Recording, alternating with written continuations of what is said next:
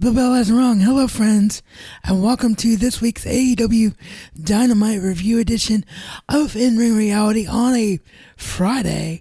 Yeah, if you're wondering what happened there, basically, when I went to edit the episode, it got corrupted, and I don't know what happened.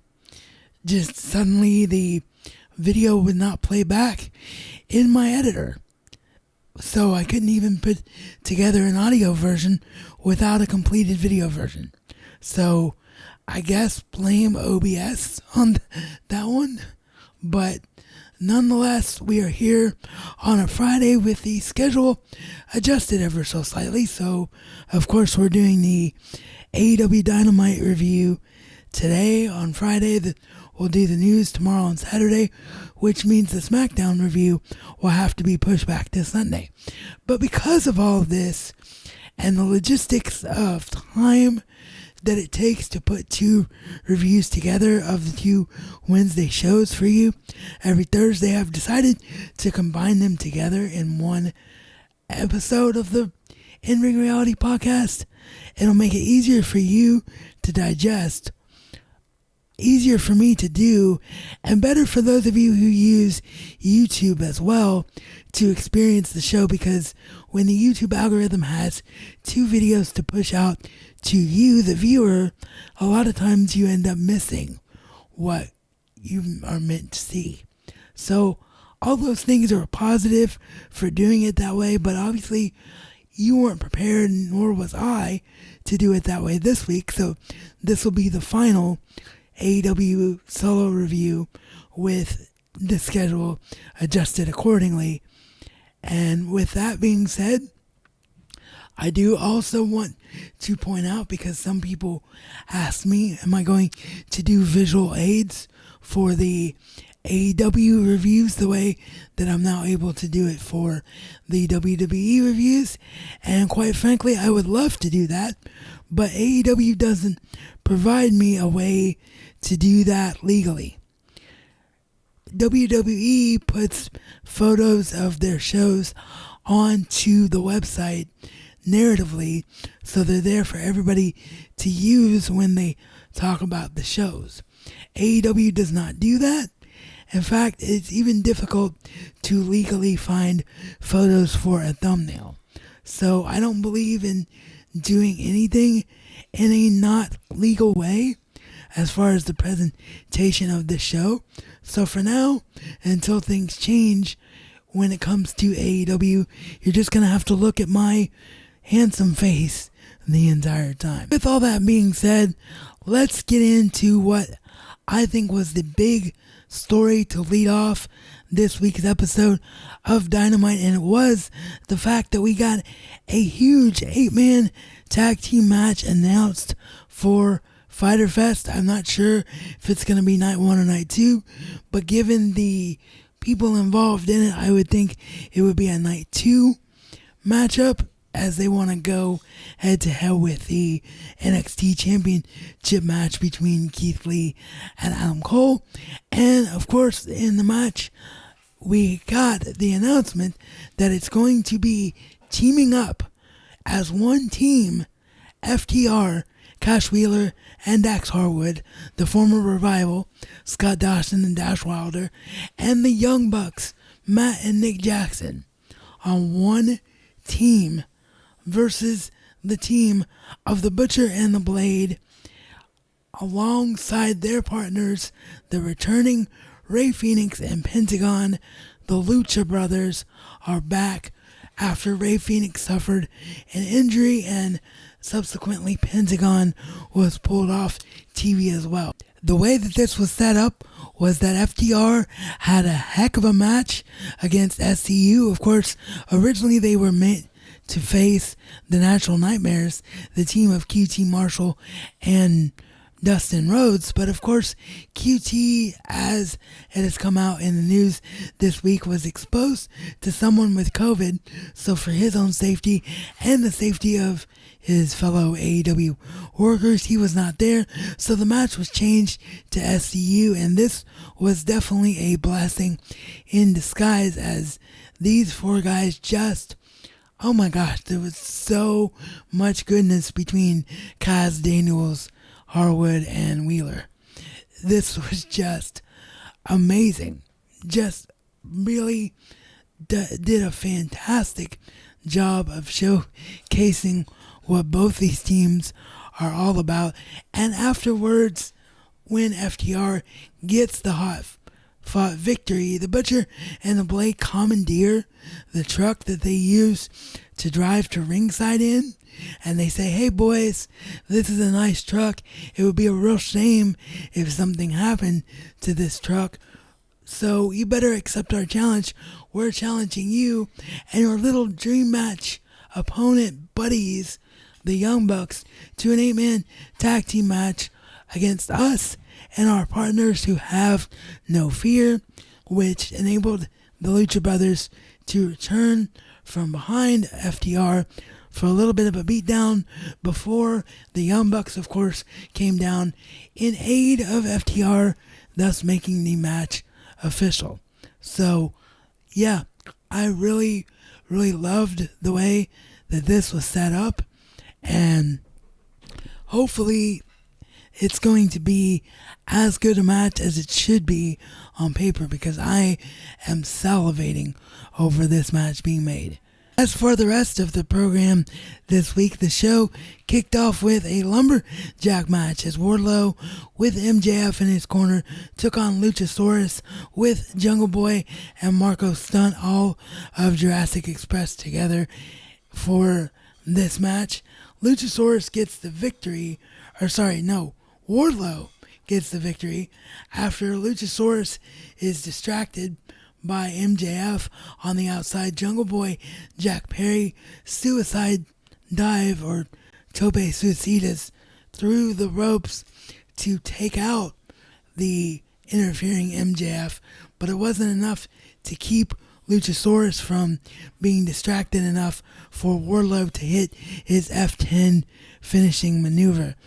Sorry about that little mistake there. I guess I just kind of wanted Luchasaurus to win this match, so my memory thought that he did, but no, as I said, that wasn't indeed the case.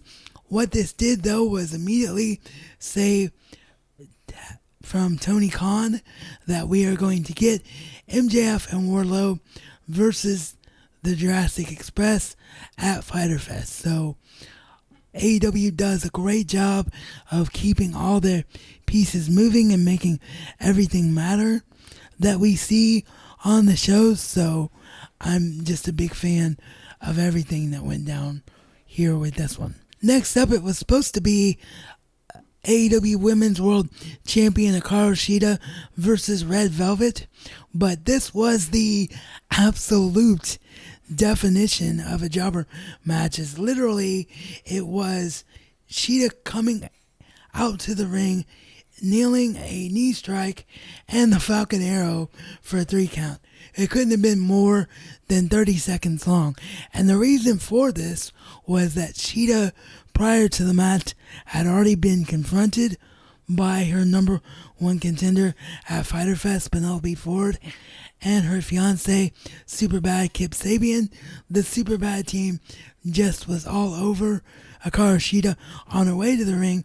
Cheetah then, immediately after this quick match that she was scheduled for, goes into the crowd-based area after Penelope Ford, beats her down, and in the process of trying to help his fiance, Superbad Kip Sabian actually gets physically involved with Cheetah, which causes Cheetah to break his sunglasses and cause him to miss a lens. So I really love this. I thought this was completely a badass thing to do, and it really helps Cara Cheetah look really, really strong.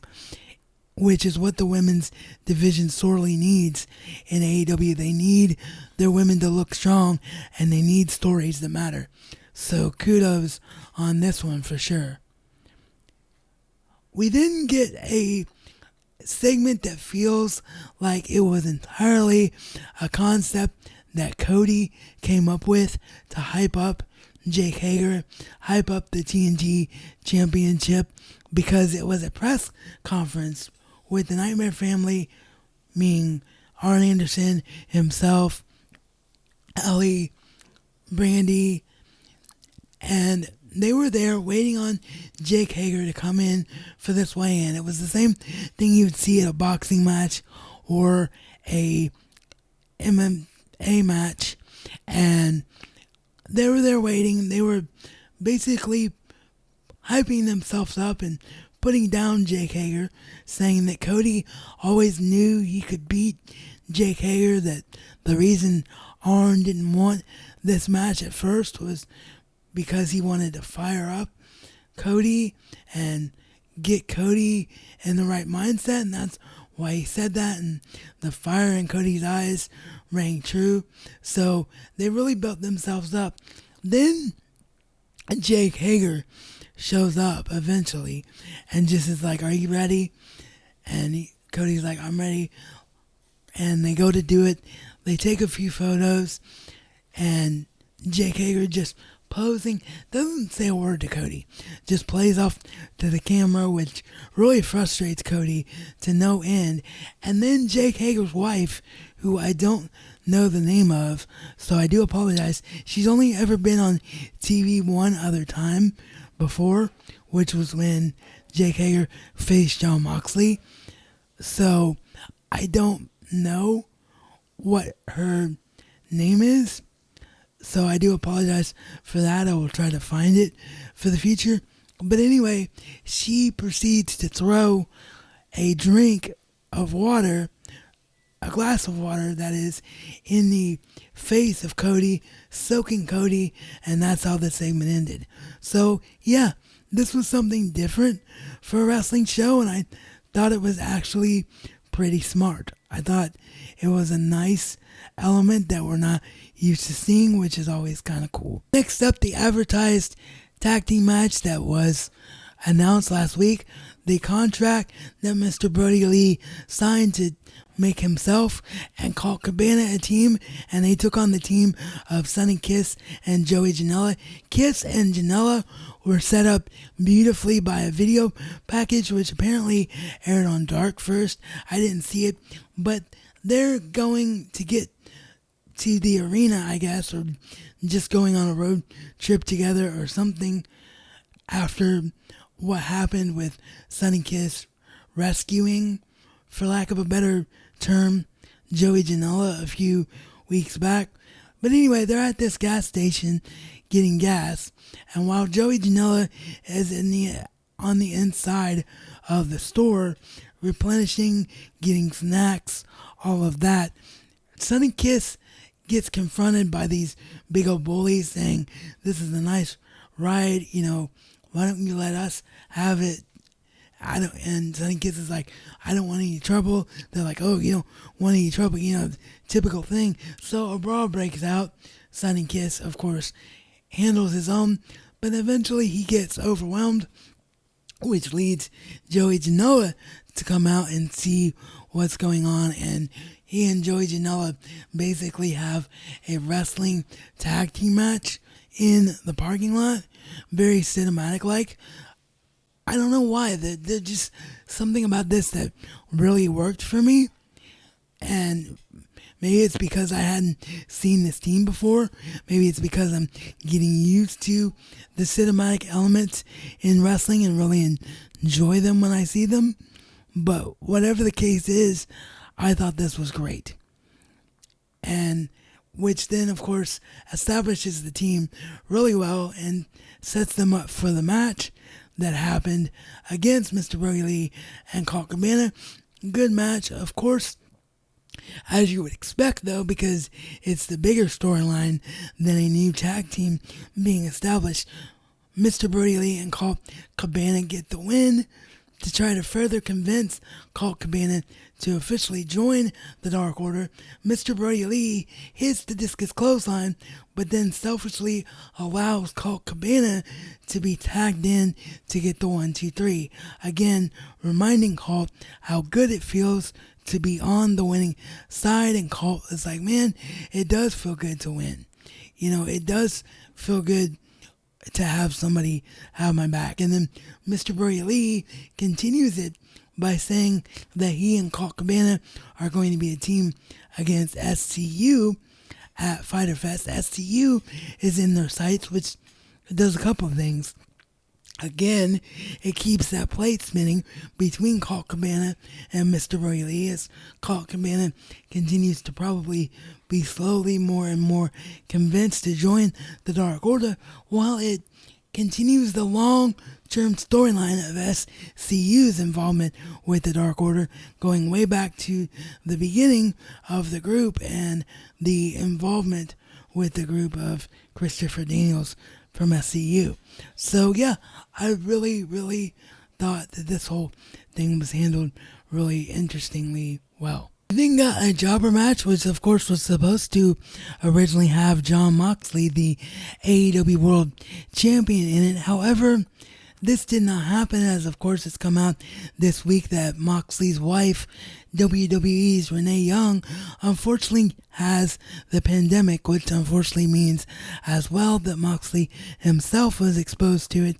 So obviously for his safety and the safety of everyone involved at AEW, he was not on this show. So Brian Cage takes his place in a very quick match against John Cruz. Absolutely just throws John Cruz around like a rag doll. Taz then gets on the mic and does the great job of being a manager, playing off the Taz segment that he's been having on AEW TV, where he's been breaking down wrestlers and breaking down their moves and really breaking down deep for us, the audience, what they're all about. He did one on Brian Cage. Then this match happened with him on commentary. Then he goes into the ring and proceeds to call Moxley a coward for not coming to work. So in kayfabe, he says, despite the good reasons that you think you have for not being here, the best reason that you have for not being here is that Brian Cage can't get to you some more, and he is going to take the AEW World title at Fyter Fest. So AEW is still planning on having the match, which is scheduled for 2 weeks away. But yeah, I would be really surprised if this match does happen, because 2 weeks is not a lot of time for Jon Moxley to be able to recover and feel safe from the pandemic situation. So I'll have to wait and see what happens with this match. Except Inner Circle member Santana takes the place of his fellow Inner Circle member Sammy Guevara, who of course has been suspended indefinitely after unfortunate comments that he made about WWE's Sasha Banks has surfaced. He has agreed without argumentative or without a need to not feel it's necessary for him and his betterment to undergo sensitivity training. Afterwards, his contract status with AEW is going to be reevaluated. I don't see this being a problem for Sammy, though, because this is the only incident that we've ever heard of Sammy being insensitive. And immediately afterwards, he went to Sasha Banks privately and discussed things with her, profusely apologized to her. Both he and Sasha Banks came forward on social media together to discuss the situation and discuss that they did have an open and honest discussion about it. So Sammy Guevara is extremely young as it is, and 4 years ago when he made those comments, he was even more young. So yeah, I think he's definitely learned from the situation, and I think we will see him resume an AEW career, I hope, because I don't think it's as severe as the other allegations that have come out as a result of the speaking out movement. So we'll have to wait and see what happens there. But yes, Santana takes his place in the match against Matt Hardy. It's broken Matt Hardy is the version that we see in the match. So always fun to see him. He gets a quick, decisive victory and keeps that plate spinning with the Inner Circle. The Inner Circle then beats him down a little bit after the match, which causes Private Party to come out. So maybe another tag match gets added to Fyter Fest with Private Party and Matt Hardy against the Inner Circle. Maybe. I don't know.